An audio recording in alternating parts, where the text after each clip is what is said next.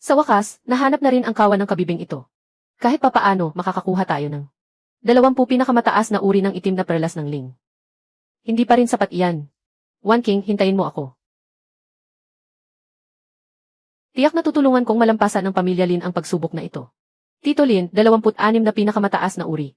Para maresolba ang problema sa puhunan ng Lin Fisheries. Siguradong malulutas iyon. Yitsen, maganda ang kalidad. Talagang mamahalin. Tito Lin, nahirapan ka. Umuwi ka na at magpahinga.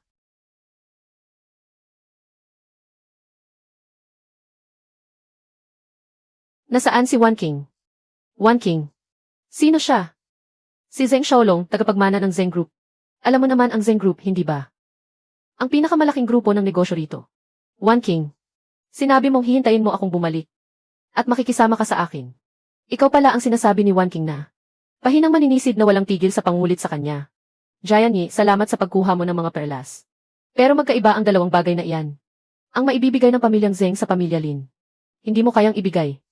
Tito Lin, matagal mo nang alam ang tungkol dito. Huwag mong palabasing kawawa ka. Sumisid ako. Dahil sinabi ni One King na natatakot siyang malugi ang pamilya Lin. Sinabi niyang kailangan niya ng masasandalan. Ano ba ang ugaling iyan? Ang liblib na kailaliman ng One Meng.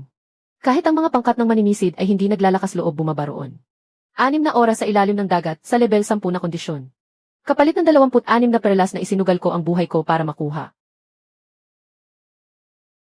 Wala palang halaga ang lahat ng iyan sa paningin ninyo. Ganito na lang, bibigyan kita ng 100,000. Bilang bayad sa pagod mo. Huwag ka nang muling mangulit kay One King. 26 na pinakamataas na uri ng perlas. Gamit ang 100,000, gusto mo na akong paalisin. Hindi maliit ang 100,000. Bilang isang hamak na maninisid. Hindi mo kikitain ang halagang iyan kahit kalahating taon.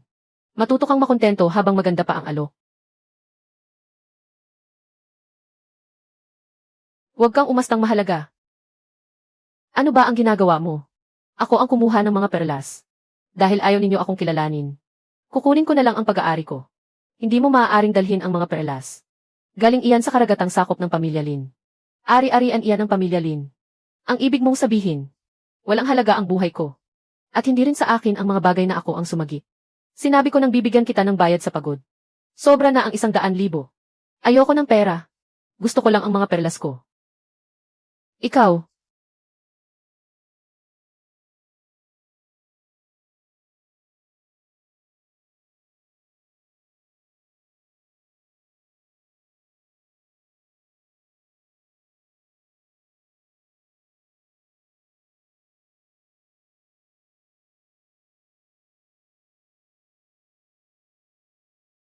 Tabi. Dito na lang ba matatapos ang lahat?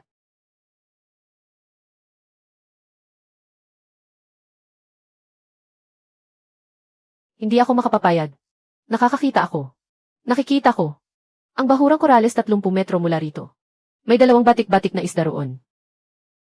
Hindi ito panaginip. Lubusan nang nagbago ang 5 pandama ko. Hindi tama ang agos sa ilalim ng bahura.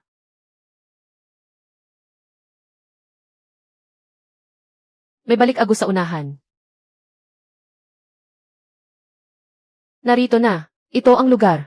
2 metro ang taas ng alon. Naririnig ko ang wika ng dagat. Lin One King, Lindong, Zheng Xiaolong. Bawat utang ninyo sa akin.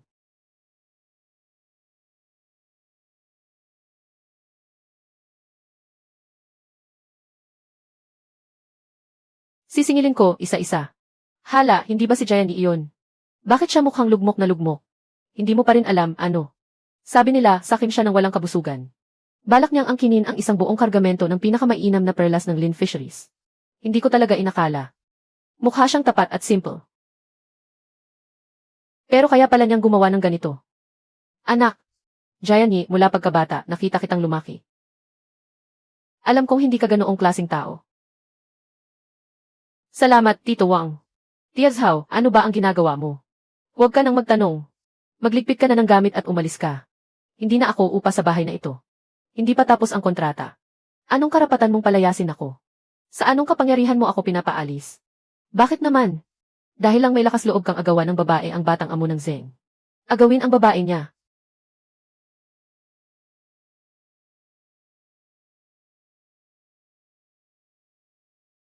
Hindi ko kayang mapasama sa Zeng ang isang tulad ko.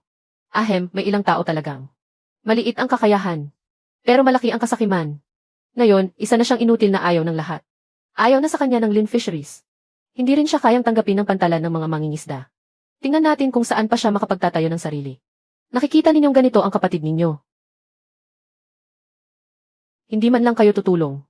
Sino ang nagsabi niyan? Hindi ako makikipagkaibigan sa ganyang tao. Sino ba ang nagsabing kapatid ko siya? Anak, doon ka muna tumira sa bahay ni Tito Wang. Tito Wang, ako. Anak, alam ko. Pero mula nang kumalat ang balitang ito, nadala sa maling paniniwala ang buong pantalan ng mga mangingisda. Paulit-ulit na sinabi ng Lin Fisheries. Kaya wala nang naniniwala sa kanila. Ngayon, itinuring ka ng lahat. Na isang magnanakaw na walang utang na loob. Walang gustong lumapit sa iyo. Lalo na walang nangangahas na tumulong sa iyo. Alam ko. Ano ang balak mong gawin mula ngayon? Kinamkam ng Zeng ang buong pamilihan ng mamahaling lamang dagat. At ang Lin Fisheries. Mahirap kang bumangon kung sa palihim na pangingisda ka lang aasa. Maaari nilang harangan ang daan ng iba. Pero hindi nila kayang sarhan ang dagat ko. Kailangan ko lang ngayon ng isang bangka. Puro sirang bangka ang nasa imbakan. Pwede mong tingnan. O, hindi ba si Giant iyan? Bakit ka napadpad sa tambak ng basura? Ha, ano pa ba ang gagawin niya? Siguradong namumulot siya ng basura. Hehe, wag mong sabihing balak mong ayusin ang bangkang iyan. Hindi pa bulok ang gulugod ng bangka. Puno pa ng matibay na kahoy na bakal ang loob. Naipit ang ikatlong singsing na pangkabit. Kailangan itong ikabit sa ibang direksyon. Ha, Giant. Lumiliit na ba ang utak mo? Bulok na ang buong gulugod ng bangkang iyan. Matagal lang naging bukol na bakal ang makina. Medyo masikip ang balbula ng pasukan ng hangin.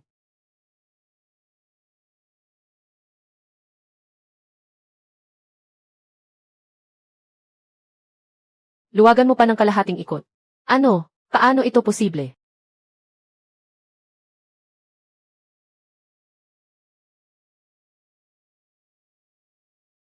Talagang napaayos niya ito. Ang buong dekalidad na karagatan malapit sa baybayin ay kinontrata at kinamkam ng Zeng. Walang mahuhuling mamahaling lamang dagat ang mga mangingisda. Pero sa labas ng karaniwang lugar ng pangingisda, may isang mapanganib na lugar na hinahampas ng dambuhalang alon. Nakatago roon ang napakaraming bihirang lamang dagat. Lugar iyon na walang ibang nangangahas puntahan. At iyon mismo ang magiging daan ko tungo sa tagumpay.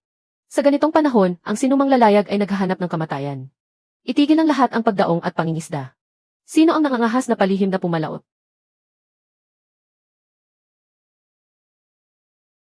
Kapag may nangyari, walang mananagot. Giant, nababaliw ka na ba? Sa ganitong kondisyon ng dagat ngayon, pati malalaking barko ay walang lakas loob na pumalaot. Itong bulok mong bangkang pangisda. Kapag pumasok ka roon, ipapakain ka lang sa dagat. Tumigil ka. Naniniwala sa akin si Tito Wang. Pero mapanganib na lugar ito. Walang nakakabalik ng buhay mula roon. Hindi kaya ng iba, pero kaya ko. Haha, nababaliw na yata ang taong ito. Hihe, malamang sa sama ng reputasyon niya. Hindi ka na mabubuhay roon. Gusto kong sumubok at tumaya. Sayang, naghahanap ka lang talaga ng kamatayan. Giant, nababaliw ka na. Iyon ang daan patungo sa kamatayan. Nasa unahan ang ipinagbabawal na zona. Hindi makakatawid ang bangka.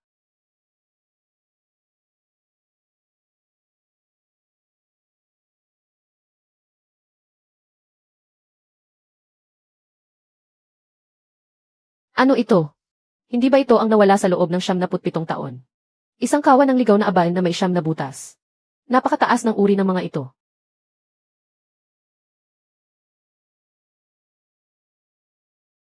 Walang makikitang ganito sa pamilihan.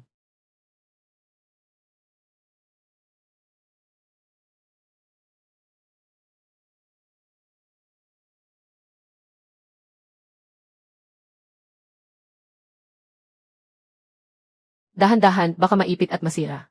Monopolyo ng Zeng Group ang karaniwang yamang dagat. Gagamitin mo ang murang produkto mula sa mainland para baratin ako. Gusto ko ngang makita.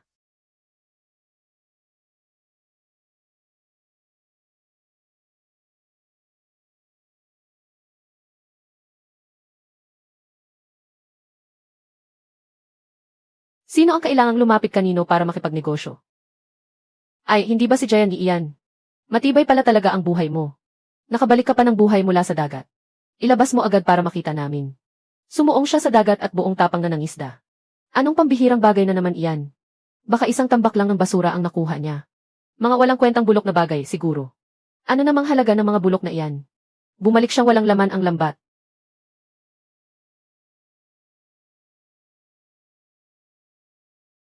Ha ha ha! Diyos ko, ligaw na aban mula sa malalim na dagat. At napakalalaki pa. Ito. Tingnan mo ang kalidad nito. Baka kahit ang Zeng Group ay hindi rin makapaglabas ng ganitong produkto. Binata, kukunin ko lahat ng aban na ito. Ikaw na ang magtakda ng presyo. Hindi ako tatanggap ng kahit isang sentimong bawas. Ito ang nahuli ni Gianni. At ginawa niya iyon gamit lang ang bulok na bangkang pangisda. Napakalakas ng hangin at alon. Kahit malalaking barko ay hindi naglakas loob pumasok. Mag-isa lang siya. Napakaraming dekalidad na produkto ang nahuli niya. Alam ko na. Anak, ikaw talaga. Hindi ka kailanman gagawa ng masamang bagay. Kung namumuhay lang talaga siya ng walang ginagawa, paano ito magiging posible? Paano niya mahuhuli ang ganitong dekalidad na yamang dagat? Ginoong Jayan. Batay sa pamantayan para sa pinakamataas na uri ng yamang dagat. Katanggap-tanggap ba sa inyo ang halagang ito? Boss Lee, alam mo rin ang kalidad ng produktong ito. Hindi ako nagpapataw ng napakataas na presyo. Pero hindi ko hahayaang ibenta ng palugi ang mga produkto ko. Isara natin ang bentahan sa 3 beses. Ng pinakamataas na presyo sa pamilihan. Ayos na ayos. Sa galing mong kumita ng pera. Kailangan mo pa bang nakawin ang mga produkto ng pamilyang Lin? Ang mga sinabi ng pamilya Lin noon ay puro panloloko pala sa atin. Tiyak na ginamit lang ng pamilya Lin ang mga tao. At pagkatapos ay itinapon na parang basura. Dinagdagan pa nila ng paninira. Wala talagang hiya ang pamilya Lin.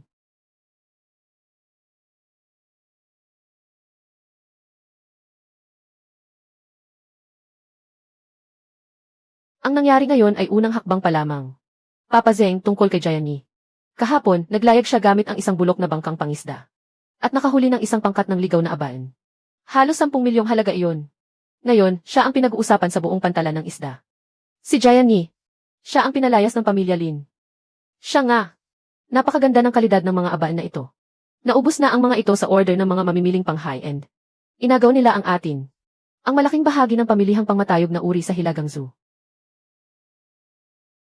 Ano? Matagal ang monopolyo ng pamilyang Zeng ang bahaging ito ng dagat. Sa loob ng napakaraming taon. Kailan pa nagkaroon ng karapatang ang isang walang pangalang hamak na agawin ang negosyo? Isang hamak na mangingisda na hindi man lang dapat kayang gumawa ng alon. Pero nakakakuha siya ng ganitong dekalibreng huli mula sa laot. Ibig sabihin, hindi ordinaryo ang galing niya. Ngayon, naaawa sa kanya ang buong pantalan ng isda. Tungkol naman sa pamilyang Lin.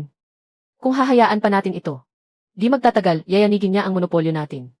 Xiaolong, gusto mo bang magpadala agad ng mga tao? Para turuan siya ng leksyon. Huwag muna, alamin natin ang buong pagkatao niya. Saang bahagi siya ng dagat pumupunta? At kailan siya pumapalaot?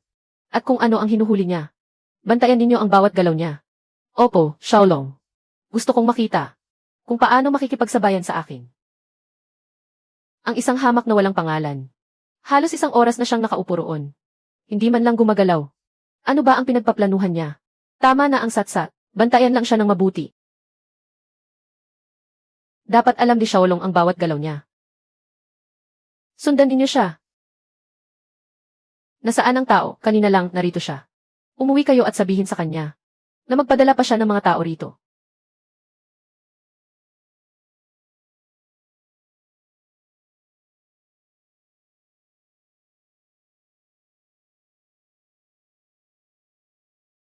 Sa susunod, hindi na ako magiging kasing bait. Boss, tumaas ng 10 sentimo ang presyo ng gasolina ngayon. Pwede bang dagdagan pa ng kaunti ang presyong ito? Naghihintay ang mga anak ko sa pambayad ng matrikula. Alam mo ang patakaran, Laoli. Kulang ang bayad. May ilan pang bangka roon na nakapilang magbenta. Nakikita mo na. Ito ang bunga ng kasipagan natin. Ito ang dahilan kung bakit may nakakain tayo. Ngayon mo lang nalaman na walang mapagkukunan. Kahit gaano kasipag, mauwi rin sa wala. Tito Wang, bakit napakalaki ng diferensya sa huli ng lahat? Mali ba ang bahura at dagat na pinupuntahan natin? Ang pinakamagandang bahagi ng dagat na may mga bluefin tuna. Nakuha ng pamilyang Zeng sa pamamagitan ng mga legal na proseso. Nakuha na nila. Ang sabi nila, gagawin daw iyong isang modelong sona para sa pangangalaga at pagpaparami ng yamang dagat. Tayong matatandang mangingisda ay napipilitang magpalipat-lipat sa natitirang malapit na dagat. Matagal nang nasuyod ng mga lambat ang mga kawan ng isda. Kung ganoon, bakit hindi tayo humanap ng ibang pamilihan? Akala mo ba walang sumubok? May eksklusibong kasunduan na ang Zeng Group sa malalaking restaurant sa lungsod. At mga supermarket para sila lamang ang mag-supply. Kapag nangahas tayong magbenta ng palihim sa iba, hindi lang haharangin ang daan natin. Maaari pa nilang harangin ang mga permit natin sa pagpunta sa dagat. Malaking korporasyon sila. Hindi natin sila kayang labanan. Gianni, huwag kang padalos-dalos. Bata ka pa. Susuko ka na lang ba sa kapalaran? Masyadong bihasa ang pamilyang Zeng sa pagsasamantala sa mga patakaran. Ginawa nilang linya ng produksyon ang malawak na dagat. At tayo ay naging mga bagay na pwedeng palitan o itapon sa dulo ng linya. Kahit pabagsakin natin ang isang pamilyang Zeng, may lilitaw namang panibagong pamilyang Zeng. Ang dapat kong gawin ay wasakin ang pader na humaharang sa yamang dagat. Kung isinara nila ang mga daanan, muli kong bubuksan ang mga ito. Monopolyo nila ang bahaging ito ng dagat. Dadalhin ko ang mga mangingisda.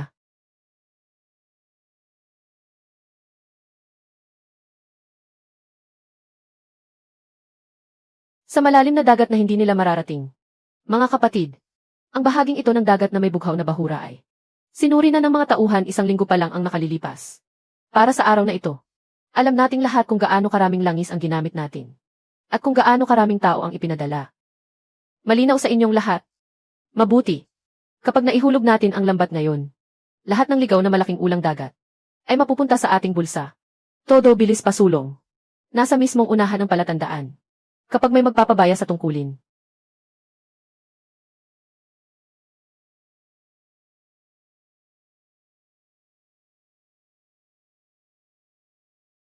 Huwag ninyo akong sisihin kapag nagbago ang pakikitungo ko. May paikot na agos dito. Mas mababa ng 2 degree ang temperatura ng tubig kaysa sa paligid.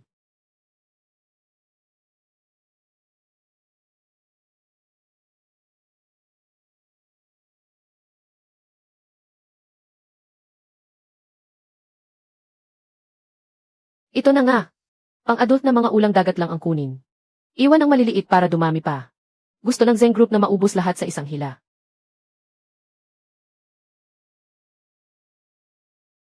Kung ganoon, ako na ang kukuha sa malalaki. Sakto ang tiyempo.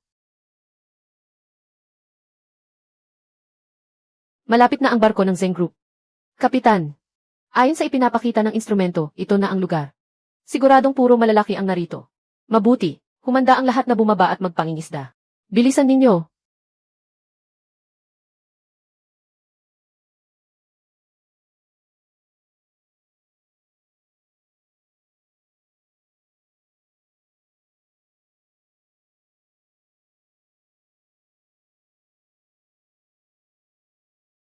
Kailangang punong-puno ang kargamento pag uwi natin ngayon.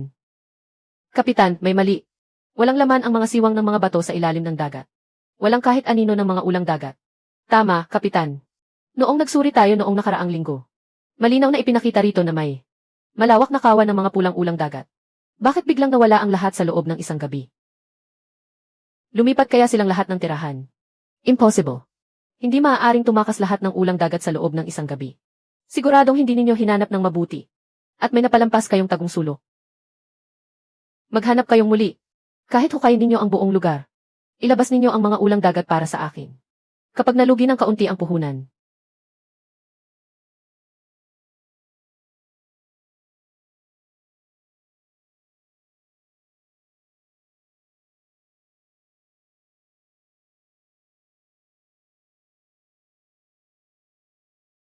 Huwag ninyong asahang makatatanggap kayo ng sahod. Ginoong Xiaolong, may malaking problema. Kagagaling lang ng balita mula sa pangkat ng mga barko sa unahan. Naghahanda kaming manghuli sa lugar ng mga ligaw na ulang dagat. Pero nawala ang buong kargamento. Ano ang ibig mong sabihing nawala ang lahat? May isang eksperto raw na maagang sumisid. At kinuha ang lahat ng pinakamahusay na ligaw na ulang dagat. Winalis niya ang buong lugar. Wala man lang siyang itinira para sa atin. Sino ang may alam sa bahaging ito ng dagat bukod sa atin? Sino ang makaalam ng ganoon kaeksakto? Sino ang may ganoong kakayahan? At nangahas pang sumalungat sa atin? Maliban kay Gianni. Wala nang iba. Isang sirang bangkang pangisda lang. At naglakas loob na namang sirain ang negosyo ko. Kapag hindi umaatungal ang tigre.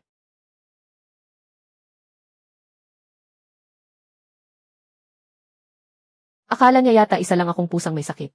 Tingnan ninyo, bumalik na ang mga tauhan ng Zeng Group. Sabi ko na nga ba? Bakit walang laman ang dala nila? Huwag ninyong sabihing wala talaga silang nahuli. Hahaha. Deserve nila iyan. Sana'y silang umaasa sa pera at malalaking barko. Ayan ang napala nila. Balitang para sa panghuling ito. Gumastos sila ng daan-daang libo.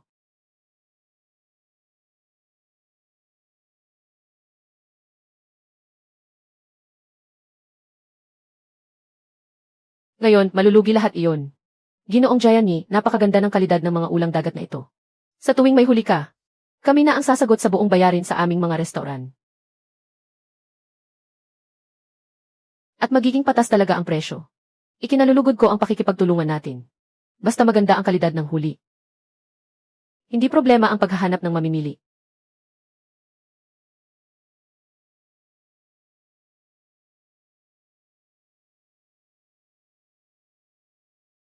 Magsisimula na ang palabas. Binibini, sa katapusan ng buwang ito ang due date ng utang. Umabot na sa 5 milyong piso ang interes. 5 milyong piso. Opo, binibini. Naiintindihan ko na. Lumabas ka muna. Opo. One King, tingnan mo ito. Ibinaba ng Zeng Group ang presyo ng pagbili. Sa 30% ng presyo sa merkado. Cooperation ba ang tawag dito? Malinaw na sa pilitang pag-agaw ito. Hindi man lang sapat para sa gasolina at pasahod. Hindi na umiikot ang puhunan. Malapit nang malugi ang Lin Fisheries. Ang misteryosong bagong kampiyon, si Gianni, ay nakakakuha ng yamang dagat na nagkakahalaga ng 10 milyon sa malalim na dagat. Umaabot sa daan-daang milyon ang halaga ng kanyang huli. Talagang nagawa niya. Dati, isa lang siyang lalaking marunong. Sumunod sa akin na parang hangal.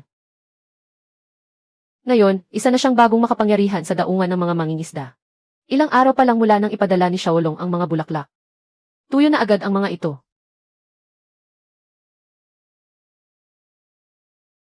Napaka-ironic. Kung si Gianni ang itinaboy ko noon, ang taong nakatayo ngayon sa posisyong iyon.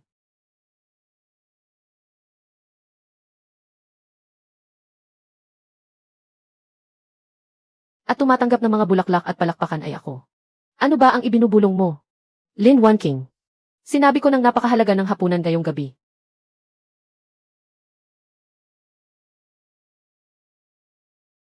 Sumakay ka na agad. Xiaolong. Hindi ba pwedeng taasan ng kaunti? Ang bahagi ng pagbili mula sa Zeng Group. Huwag kang maging masyadong sakim. Noong una, ako ang tumulong sa pamilya ninyo na malutas ang krisis sa puhunan. Ano pa ba ang gusto mo? Talagang napakahirap ng kalagayan ng Lin Fisheries ngayon. Sa kasalukuyang presyo ng pagbili. Hindi man lang sapat para sa gasolina at pasahod. Ilang buwan nang hindi nakatatanggap ng sahod ang mga mangingisda. One King, huwag mong kalilimutan. Noong panahong nakiusap sa akin ang pamilya ninyo na magdagdag ng puhunan. Napagkasunduan na ang mga kondisyon ng Zeng Group at tinanggap iyon ng pamilya ninyo ng walang kondisyon. Pero, sige na, One King. Pipirma si Manager Wang ngayong gabi.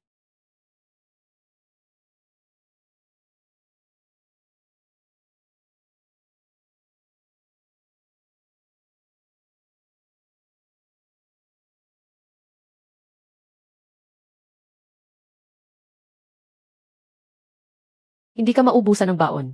Sumakay ka na. Huwag kang matakot. Mag-relax ka. Kapag mas kinakabahan ka, mas lumulubog ang katawan mo. Isipin mong isa kang dahon na marahang inaanod sa ibabaw ng tubig. Ganoon nga. Tingnan mo, nagawa mo.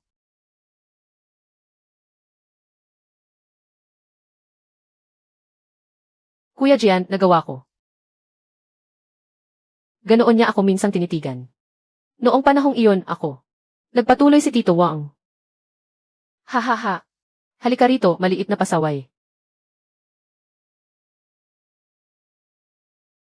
Ikaw naman ang susunod. Akala ko kapag iniwan niya ako, hindi na siya mabubuhay. Pero ngayon, 100 beses na mas maayos ang buhay niya kaysa sa akin. Ako mismo ang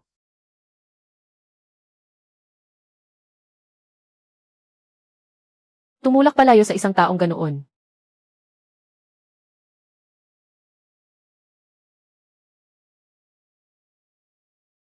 Hahaha. Ay, hindi ba si Jayan ito ang Boss Jayan? Matagal ko nang naririnig ang pangalan ninyo. Ako si Manager Wang mula sa Xianda Seafood. Manager Wang, sabihin mo na ang pakay mo. Gusto sana naming makipag-usap sa inyo tungkol sa isang malaking negosyo. Ang kumpanya namin ay gustong bumili ng inyong mga produkto sa pangmatagalan. Pag-usapan natin ang presyo. Tiyak na mas mataas ito kaysa sa presyo ng pagbili. Ang hindi ko lang alam ay, anong oras karaniwang pumapalaot si Boss Xiao? Aling ruta ang gagamitin natin para maaga nating maihanda ang cold storage? Para unang makarating sa merkado ang kargamento ninyo. Napakabilis kumilos ni Manager Wang. Karaniwan, tinitingnan ko ang taas ng tubig. Walang takdang oras. Umaasa lang kami sa biyaya ng dagat. Ay, Boss Xiao. Tapat ang hangarin naming makipagtulungan. Sabihin ninyo ang tunay na pakay ninyo. Halimbawa, sa Makalawa, sa Timog Silangan ba o sa Hilagang Kanluran. Kahit tinatayang lugar lang. Manager Wang, ang Lin Fisheries. Ni minsan, hindi ko pa narinig ang kumpanyang iyan. Pagbukas pa lang ng bibig ninyo, buong kargamento ko na agad ang gusto ninyo. Mas mataas pa ang alok ninyo kaysa sa Zeng Group. Sa kalkulasyong ito, kahit anong kwenta ko, lugi pa rin ako. O kaya naman, naglalaba kayo ng pera. Boss Xiao, ano ba ang ibig sabihin nito? Lehitimong kumpanya ang Lin Fisheries. Hahaha, Manager Wang. Niloloko lang kita. Tingnan mo ang sarili mo. Bakit ka kinakabahan? Pero ang totoo, umaasa talaga ako sa biyaya ng dagat. Hahaha, talagang nakakatawa ka, Boss Xiao. May inaasikaso pa ako sa kumpanya. Mauuna na ako, kuya. Maliit na negosyo lang ang Lin Fisheries. Mukhang nagmamadali na si Xiaolong. Nagpadala pa talaga siya ng ganitong.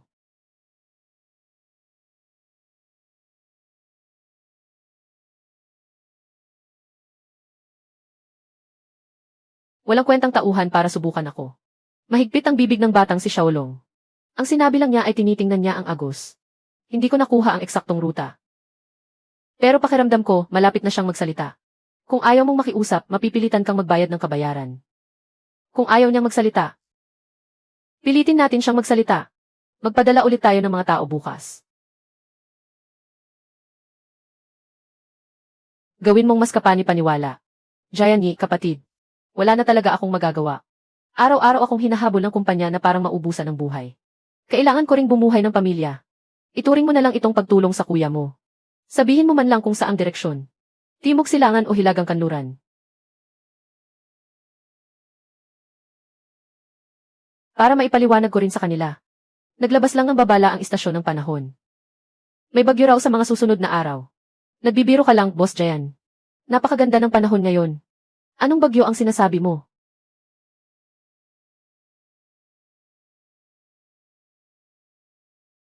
Maniwala ka o hindi, nasa iyo na iyon. Hoy, Xiaolong. Sabi niya, may bagyo sa dagat sa mga araw na ito. Pero ano ang ibig mong sabihin? Nakita kong may minarkahan siya sa karagatan sa Timog Silangan. Sa may bahura ng multo. Mukhang sinadya niyang magpakalat ng maling balita.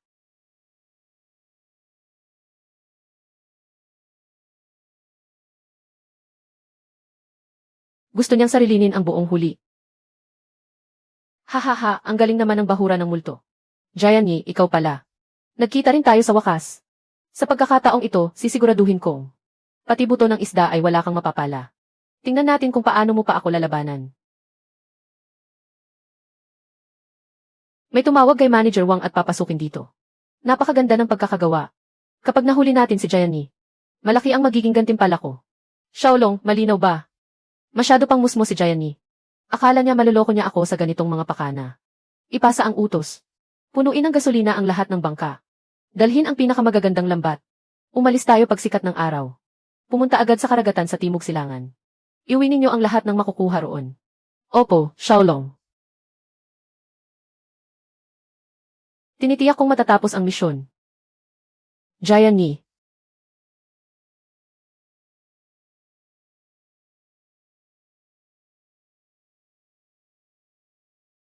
Tingnan natin kung ano nang gagawin mo ngayon. Talagang hindi nakakayanin ng kapitan. Hindi bababa sa 2 metro ang taas ng alon dito. Imposibleng makapagbaba ng lambat. Kapag nagtagal pa tayo, tumaob ang barko.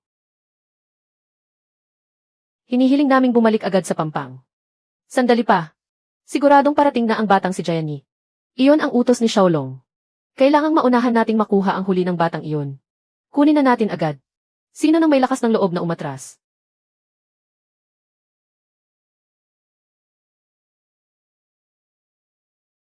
Ako mismo ang magpapalubog sa kanya ngayon. Ginoong Zeng Xiaolong. Kakabigay lang ng istasyon ng panahon. Pulang alerto sa emerhensya. Biglang nagkaroon ng malakas na bagyo sa timog silangang karagatan. Pinapayuhan ang lahat ng sasakyang dagat. Na bumalik agad upang umiwas sa panganib. Bumalik ngayon, hindi tayo makakahuli ng isda kung babalik tayo. Ano nang ipaliliwanag ko sa lupon ng mga direktor? At saka, katatanggap lang namin. Nang balita mula sa tagamanman sa unahan. Napakalakas ng agos sa bahura ng multo. Napakasama ng sitwasyon. Baka hindi tayo niloko ni Jayani. Baka hindi tayo niloko ni Jayani. Baka hindi tayo niloko ni Jayani.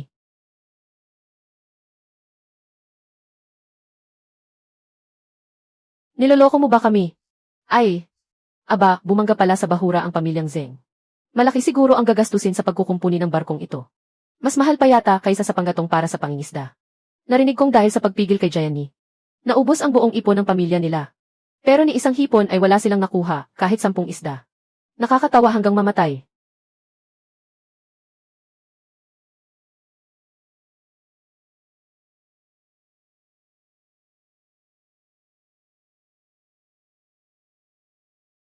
Hahaha. Mga kababayan, malas ang sinapit ng pamilyang Zeng. Malaking kabiguan ang dinanas nila. Pero kailangan pa rin nating mabuhay. Habang buhay ba tayong mabubuhay ayon sa timpla ng kanilang mukha? Habang buhay ba tayong magbabantay sa dagat na ito para manghuli ng mga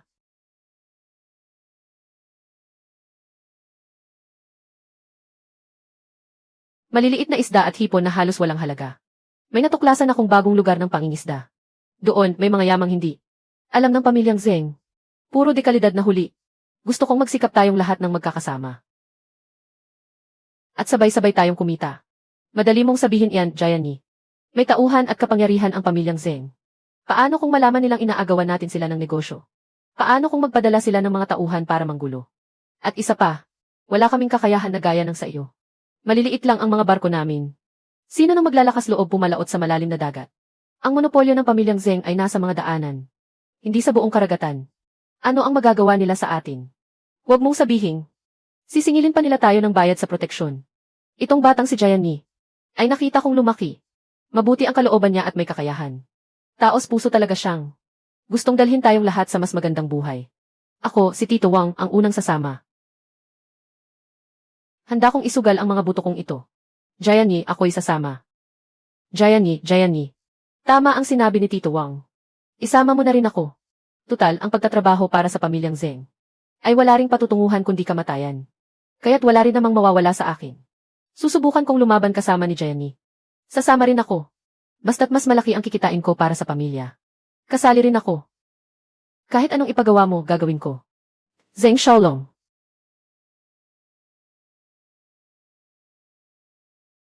Panahon ng magpalit ng amo ang dagat na ito. Tito Wang, subukan muna natin ngayon. Sabi mo, kakayanin natin. Naniniwala ako sa iyo. Jayani, tayong ilan lang ba ang makakagawa nito? Kapag nalaman ito ng Zeng family, hindi tayo takot. Hindi naman tayo pupunta sa teritoryo ng Zeng family. Pupunta tayo sa ibang bahagi ng dagat. Jayani, hindi mukhang may makukuha rito. May lugar bang maraming huli? Tito Wang, huwag ka nang mag-alala. Ihulog natin ang lambat. Dito natin ito ihulog. Umatras sa kanan ng 50 metro. Sige, susundin kita. Ang bigat. Baka bato ang nasabit sa lambat. Ito. Balat na plum blossom ito. Napakalaki nito. Buong buhay ko, ngayon lang ako nakakita nito.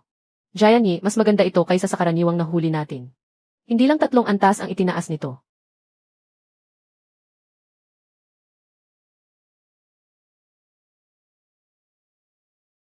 May mas malalaki pa. Ituloy natin ang pagsalok.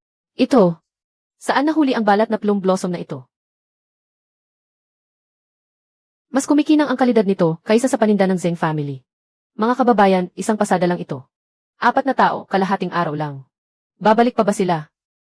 Maniningil na naman ba sila ng protection fee? 500. 2,000 lang ang kinikita ko sa isang buwan. Jayani, isama mo ako. Kailan ang susunod na pasada?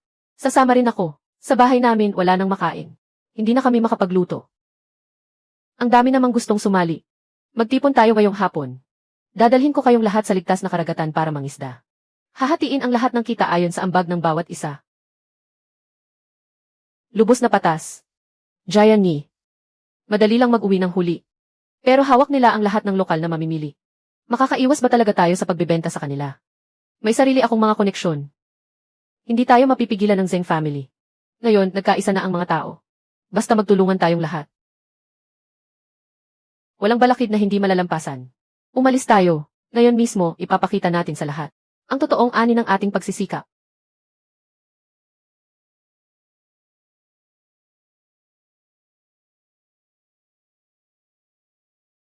Ipakita natin sa Zeng family kung gaano tayo katindi.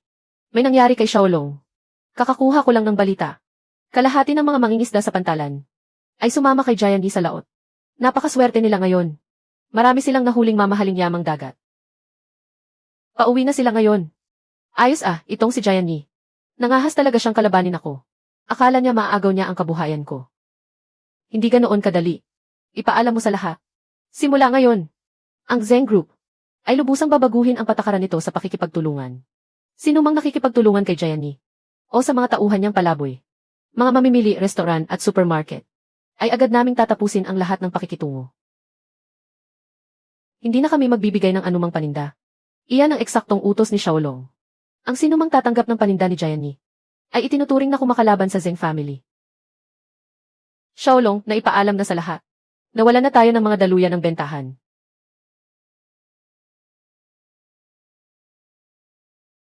Tingnan natin kung paano nila ibebenta ang tambak nilang yamang dagat. Tingnan ninyo. Perpekto ang kalidad ng kargamentong ito. Puro mamahaling huli mula sa malalim na dagat. Sa presyong napagkasunduan natin dati. Bayaran na natin ng cash. Hindi maaari. Hindi ko tatanggapin ang panindang ito. Bilis, iligpit ninyo na. Huwag kayong humarang sa paningin ko. Boss Lee, tingnan ninyo ang ulang na ito. Hindi ba ninyo tatanggapin? Sige na, tanggapin ninyo. Ngayong araw ang huling araw ng operasyon. Walang ni isang mamimili ang tumatanggap nito. Ano na ang gagawin natin? Napakarami nating lamang dagat. Kapag naiwan ito ng magdamag, hindi na ito sariwa. Nga. Noon, sinabi ni Jian Yi na walang problema. Ngayon, mabubulok lang ang paninda sa mga kamay natin. Pati puhunan sa gasolina, malulugi pa tayo. Tama na ang ingay. Huwag kayong mataranta. Pakinggan muna natin ang sasabihin ni Jian Yi. Huwag kayong magpanik. Isinara ng Zeng Group ang mga lokal na daanan ng kalakalan. Pinuto nila ang lahat ng atrasan natin. Matagal ko nang inaasahan ito. Jian Yi, lagot na tayo ngayon. Tumanggi ang lahat ng malalaking mamimili. Hindi natin maibenta ang paninda. Hindi lang tayo gagastos ng sariling pera. Kailangan pa nating maglabas ng pera. Huwag kayong mag-alala. Hindi pwede sa lokal na pamilihan. Kung gayon, sa ibang lugar tayo magbenta. Hindi lang iisa ang daanan ng kalakalan. Hindi lang iisa ang ruta. Sa ibang lugar. Pero hindi tayo pamilyar sa mga tao roon. Sapat ba ang pamasahe at gasto sa biyahe? Sapat ba ang pamasahe at gasto sa biyahe?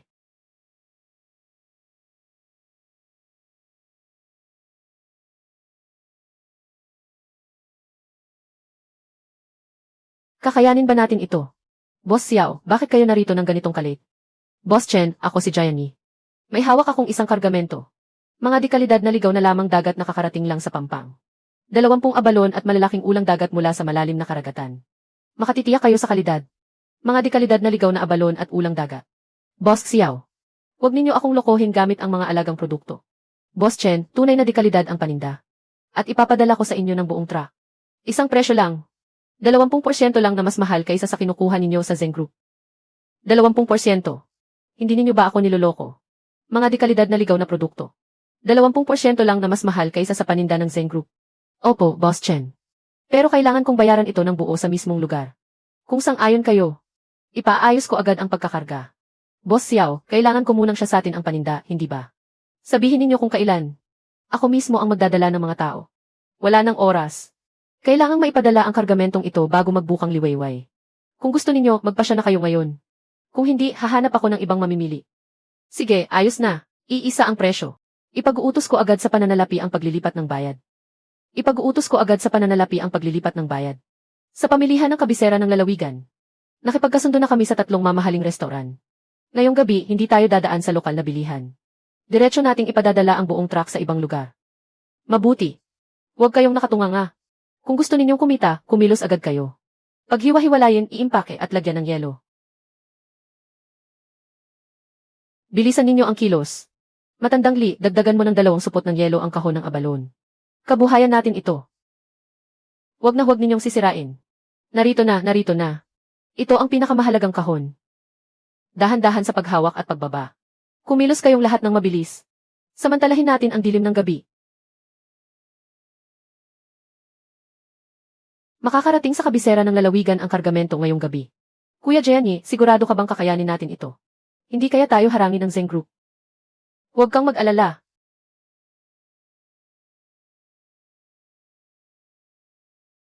Hindi na sila kayang pigilan ng pamilyang Zeng. Jenny, puro hindi pagkakaunawaan ang lahat noon. Alam na ni Tito Wang ang kanyang pagkakamali. Pamilya tayong lahat. Walang galit na hindi kayang lutasin. Diretsahin mo na, Director Lin. Jenny. Bata pa ako noon at hindi ko alam ang tama. Maaari ba tayong magsimulang muli? Buong-buo kang susuportahan ng Lin Fisheries mula ngayon. Magsanib puwersa tayo. At labanan ang pamilyang Zeng. Naalala mo ba kung paano ninyo ako siniraan noon? Naisip mo ba na darating ang araw na ito? Napilitan lang kami, wala kaming magawa. Hindi namin hawak ang sarili naming kapalaran. Paano ninyo ako trinato noon? Tanda ko pa ang lahat ng malinaw na malinaw. Wala nang anumang posibilidad ng pakikipagtulungan. Pakiusap, umalis na kayo. Huwag ninyong guluhin ang trabaho namin. Aba, hindi ba ito ang dalagang tagapagmana ng pamilyang Lin? Kung alam ko lang nahahantong dito. Bakit ko pa ginawa iyon noon?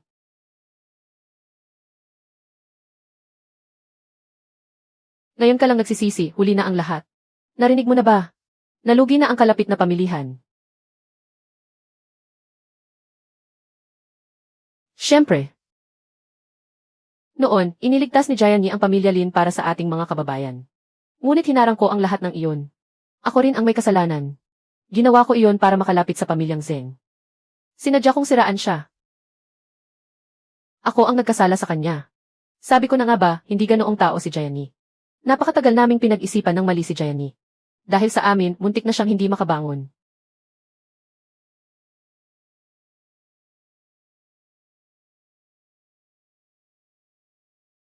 Kinain na yata ng aso ang konsensya mo. Jian Yi. Patawarin mo ako. Ako ang nagtaksil sa kabutihang ipinakita mo. Binaligtad ko ang tama at mali. Wala na akong natitira ngayon. Hinihiling ko lang na patawarin mo ako sa pagkakataong ito. Bigyan mo ako ng pagkakataong mabuhay. Tito Lin, tinatanggap ko ang paghingi mo ng tawad. Pero tungkol sa paninirang ginawa ninyo noon, pinasan ko ang masamang paratang na iyon ng napakatagal. Hindi kayang burahin ng paghingi ng tawad ang pagdurusang ito. Handa akong linawin sa publiko ang buong katotohanan. Tito Lin, tinatanggap ko ang paghingi mo ng tawad. Pero mula ngayon, wala nang utang na loob o sama ng loob sa pagitan natin. Huwag na tayong manghimasok sa buhay ng isa't isa. Jian Yi, nabulag kami noon. Mali ang pagkakaintindi namin sa iyo. Patawad. Ikaw ang pinakamagaling na anak ng ating komunidad ng mga mangingisda. Ikaw ang bayani ng ating komunidad ng mga mangingisda. Kung may mga haspang magsalita ng walang kabuluhan. Ako ang unang tatanggi. Tapos na ang mga nangyari noon. Mula ngayon, aasa tayo sa dagat para mabuhay. Kumita tayo sa sarili nating kakayahan. Makipagkumpetensya ng patas.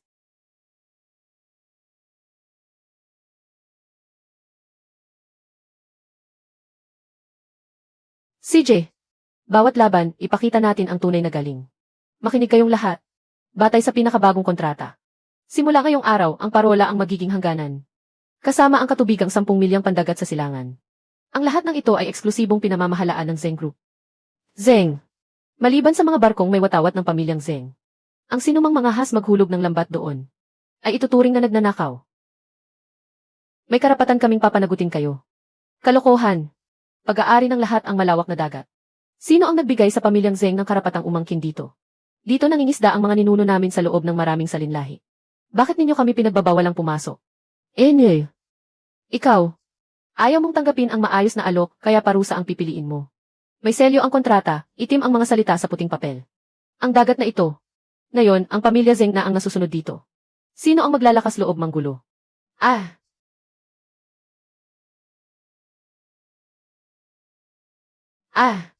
Ang mga hangganang minarkahan ninyo ng mga tao. Hindi nito mapipigilan ang tunay na nakaunawa sa dagat. Jian Yi, tigilan mo ang pagpapanggap na parang may alam ka. Jian Yi, tapos na tayo. Isinara na ang buong baybaying dagat. Wala na tayong mapangingistaan. Hangin na lang mula sa hilagang kanluran ang maiinom natin. Jian Yi, talaga bang balak ng pamilya Zeng na itulak tayo sa kamatayan? Sarado ang baybaying dagat. pupunta tayo sa malalim na dagat. Sa hangganan ng mga karagatang. Bahura ng multo ang ipinagbabawal na zona. Giant Yi, hindi pwedeng pumunta roon. Iyon ang zona ng malalakas na ilalim na agos sa malalim na dagat. Malalaki ang alon at hitik sa mga batong nakatago sa ilalim. Ang mga barko ng pamilya Zeng. Kahit malalaki at nagkakahalaga ng 10 milyon ay hindi nangangahas pumasok. Baka mabasag ang ilalim ng barko. Paano pa kaya ang maliliit nating bangkang pangisda? Kapag pumunta tayo roon, kamatayan ang aabutin natin. Tito Wang, hindi nangangahas pumasok ang pamilya Zeng. Dahil puro sonar lang ang pinaniniwalaan nila. Hindi nila pinaniniwalaan ang karanasan. Umaasa sila sa puhunan para sakupin ang karagatan. Umaasa tayo sa sariling galing para makahanap ng isda. Ang ipinagbabawal na zonang iyon ay bulag na lugar para sa kanila.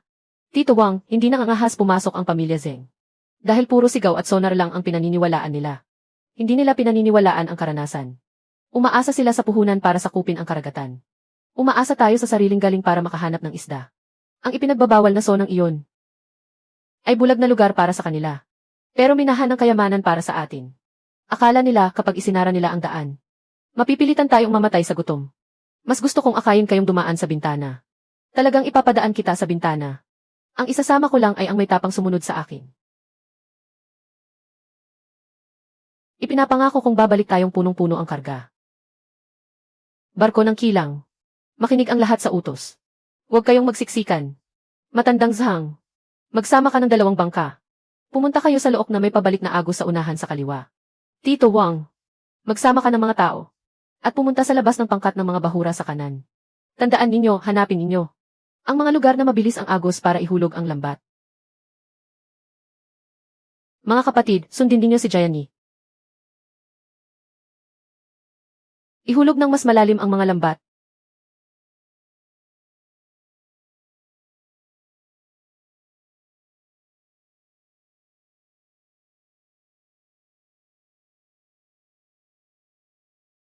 Hahaha. Ano ba itong negatibong resulta? Ito na ba ang sagot ninyo sa akin? Pinapakain ko ang isang grupo ng mga walang silbi. Ano ba ang ginagawa ninyo? Ano ang kinakain ninyo? Ginoong Xiaolong, hindi namin ito kasalanan. Bumagsak ng husto ang benta ng mga kalidad na lamang dagat ngayong buwan. Bumagsak ito ng halos walang natira. Pero patuloy pa ring tumataas ang mga gastos. Patuloy tayong nalulugi. Malapit nang maputol ang daloy ng pondo. Imbestigahan mo. Alamin mo ang buong katotohanan. Bakit, Giant Yi? Bakit lagi kang nakakakuha ng pinakamagagandang huli? Palamuti lang ba ang sonar namin? 10 milyong halaga ng kagamitan. Pero hindi pa rin hihigit sa 2 mata niya. Xiaolong, nag-imbestiga na kami kay Giant Yi. Ang pinuntahan ni Giant Yi ay ang sonang bahura ng multo sa malalim na dagat. Hitik sa mga bahura at napakabilis ng agos sa karagatang iyon. Hindi iyon kabilang sa atin. Saklaw ng kontrata. Hindi maabot ng sonar natin ang lugar na iyon. Pati malalaking barko, hindi naglalakas loob pumasok. Sari-saring basurang nagkakahalaga ng 10 milyon. Isang fleet na nagkakahalaga ng daan-daang milyon. Ni isang mangingisda, hindi niya kayang kontrolin.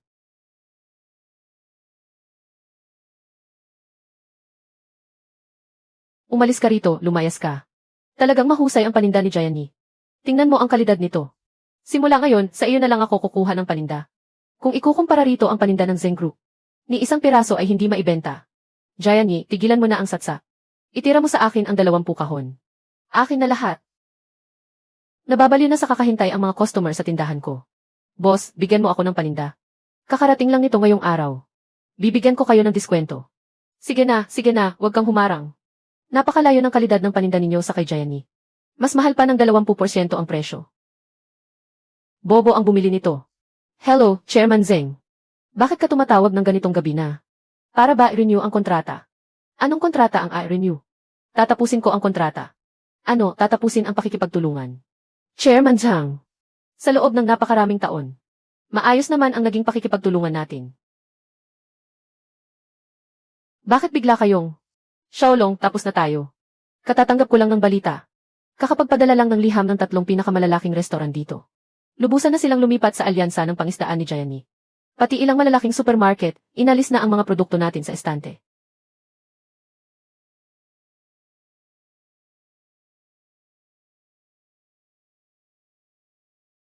Tuluyan nang naputol ang daloy ng puhunan natin. Papa, may nangyari. Si Jianye, walang hiyang iyon. Inagaw niya ang lahat ng customer natin. Nakita ko na. Nakita ninyo na, Papa. Kung ganoon, bakit nakaupo pa rin kayo? Ang pinaghirapan ng 3 henerasyon ng pamilya Zeng ay wawasakin lang ng isang hamak na mangingisda. Xiaolong, alam mo ba kung bakit nagawa ng pamilya Zeng na monopolyo ang karagatang ito sa loob ng 30 taon? Hindi dahil marami tayong pera o malalaki ang barko. Dahil marunong tayong sumabay sa agos. Ang mga ginawa mo nitong mga nakaraang araw.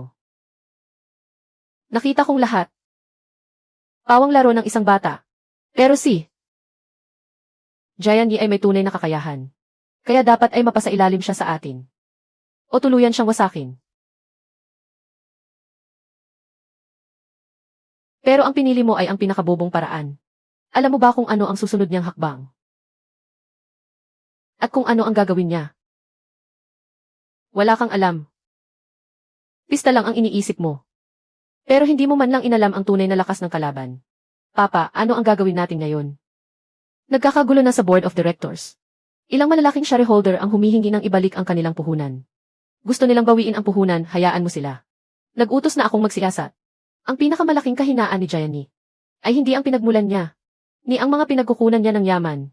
Masyado siyang madaling maapektuhan ng damdamin. Nakikita mo ba? Itinuturing niya na parang pamilya ang mga mangingisdang ito. Iyan ang kanyang kahinaan. Ang ibig ninyong sabihin ay, talo na ako sa labanan sa negosyo.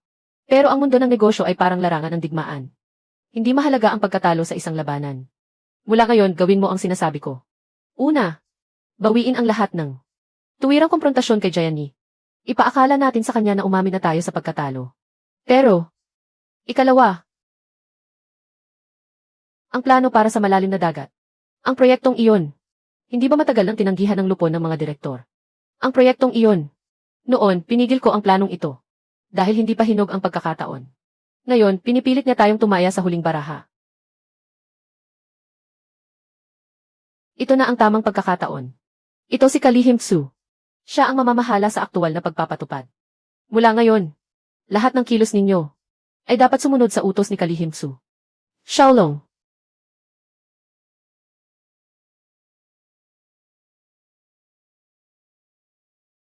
Inaasahan kong marami kang matututunan sa kanya. 3 peres ng yabag. May isa sa pampang.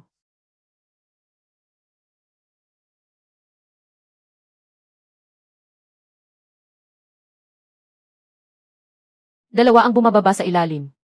Iyong dalawang nasa ilalim ay papalalim sa tubo. Pantay ang kanilang paghinga. Mga profesional sila. Iyong nagsasalita sa pampang. Mahina ang boses. Parang babae.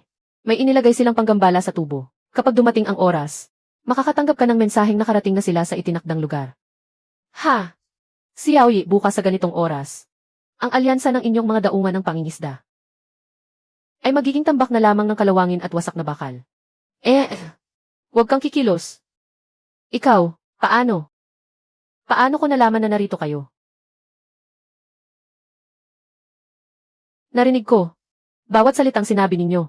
Bawat pantig. Narinig kong lahat. Jianye, pakinggan mo muna ang paliwanag ko. Hindi ito ang iniisip mo. Ang tubo. At ang panggambala.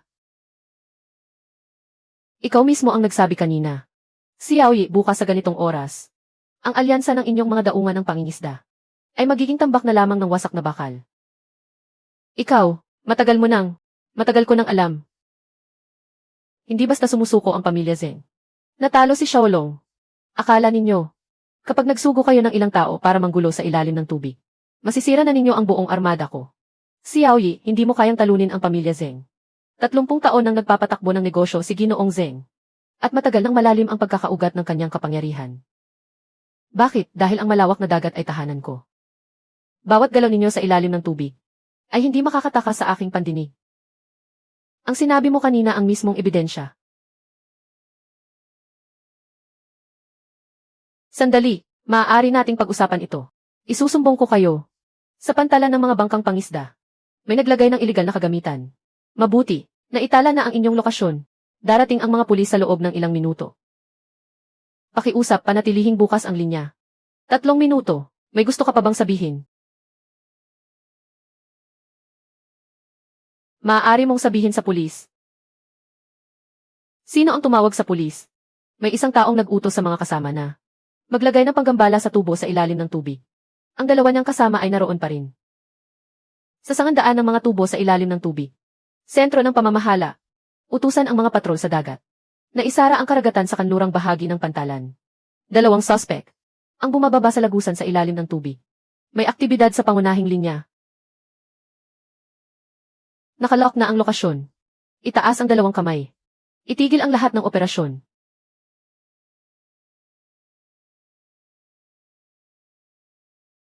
Sumailalim agad sa inspeksyon. Sentro ng pamamahala. Nasamsam na ang panghihimasok na aparato.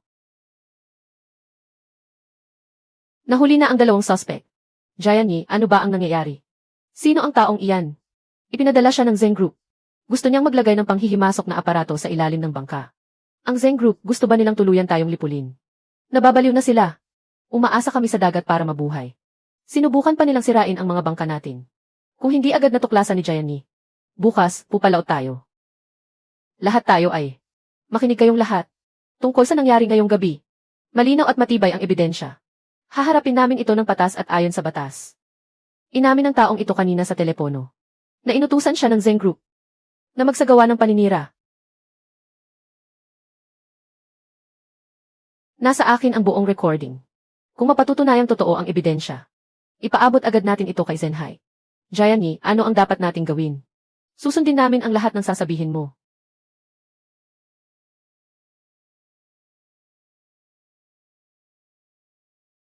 Puntahan natin ngayong gabi ang Zeng Group at harapin sila.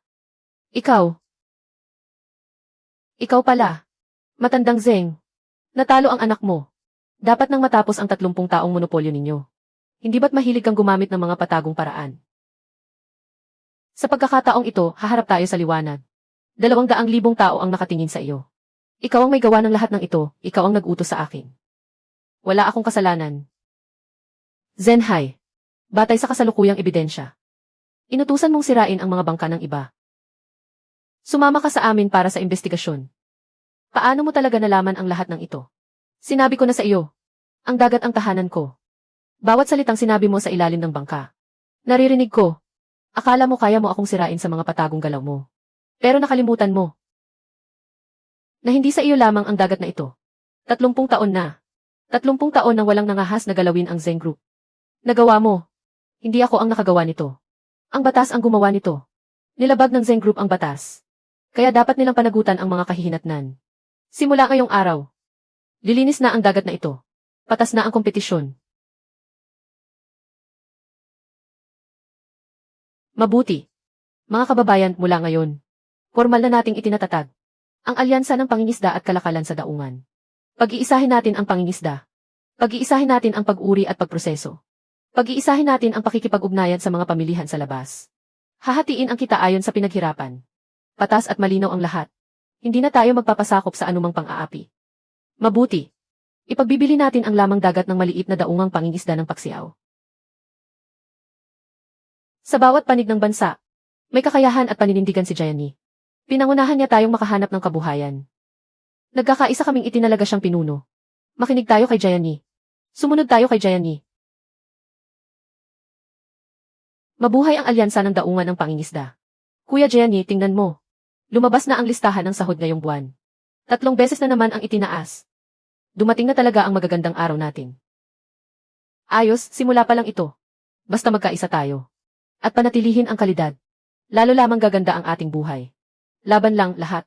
CJ. Mula sa isang siniraang palad na maliit na maninisid. Naging tagapagtanggol ang buong daungan ng mga mangingisda. Isa ka ng tunay na bayani ngayon. Kung alam lang ng tatay mo sa kabilang buhay. Mapapapikit din siya sa tuwa. Dati ang iniisip ko lang ay mabuhay para sa sarili ko. At patunayan ang sarili ko. Pero ngayon, malinaw na sa akin. Gusto kong mabuhay para sa lahat.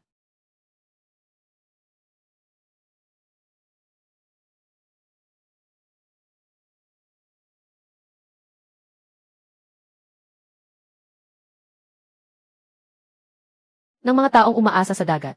May aasikasuhin lang ako. Ipagpatuloy ninyo. Sige, umalis na kayo.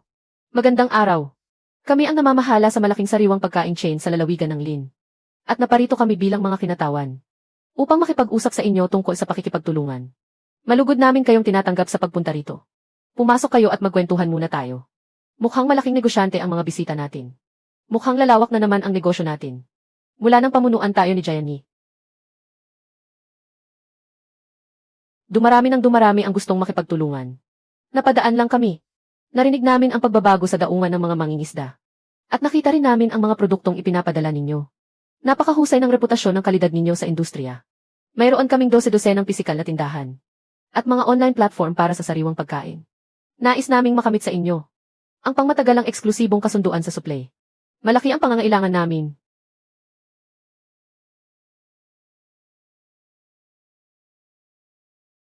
Tito Wang, tingnan ninyo. Narito ang presyo ng aming pagbili. Mas mataas ito kaysa sa presyo sa merkado. Maikli ang panahon ng pagbabayad. At hindi namin ipagpapaliban ang bayad sa mga paninda. Ang tanging hinihiling namin ay matiyak. Ang tuloy-tuloy na supply at kalidad ng mga paninda. Masisiguro namin ang supply at kalidad. Pero isa kaming alyansa ng mga mangingisda. Walang problema roon. Iginagalang namin ang paraan ninyo ng pagpapatakbo. Mga Ginoo at Ginang. Siya si ang kasosyo ng Linyin Fresh Food Chain. Nais ng kabilang panig na makipagpirma sa atin. Ng pangmatagalang eksklusibong kasunduan sa supply. Kapag nakipag-ugnayan tayo sa malalaking chain, mas lalawak ang pamilihan ng ating mga produkto. Maaari pa nating maiangat ang antas ng ating negosyo. Ilalahad ko sa lahat ang buong kondisyon ng pakikipagtulungan. Una, makatarungan at magandang presyo. At agarang pagbabayad. Ngunit malaki ang itataas ng dami ng supply. Kailangan nating lahat na magkaisa at mag-overtime sa trabaho. Lahat kayo. Handa ba kayong tanggapin ang kasunduang ito? Handa kami. Makikita naman na mahusay ang pagkakaisa ng inyong grupo. Panatag kami sa pakikipagtulungang ito. Naway maging maayos ang ating pagtutulungan. Umaasa kaming magtagumpay tayo ng pangmatagalan. Sa mga susunod na araw, magtatalaga kami ng tauhan dito para sa direktang koordinasyon. Hanggang dito na muna kami ngayon. Pag-uusapan natin ng isa-isa ang mga detalye. Ihahatid ko kayo sa sasakyan. Kapag naisakatuparan ang kasunduang ito, ang buong daungan ng mga mangingisda natin ay aakyat na naman sa panibagong antas ng pag-unlad. Kapag lumaki ang negosyo, mas mabigat din ang responsibilidad. Ipaalam ito sa lahat. Ayusin ang mga schedule ng paglalayad. Gawin ang lahat upang matiyak ang supply. CJ,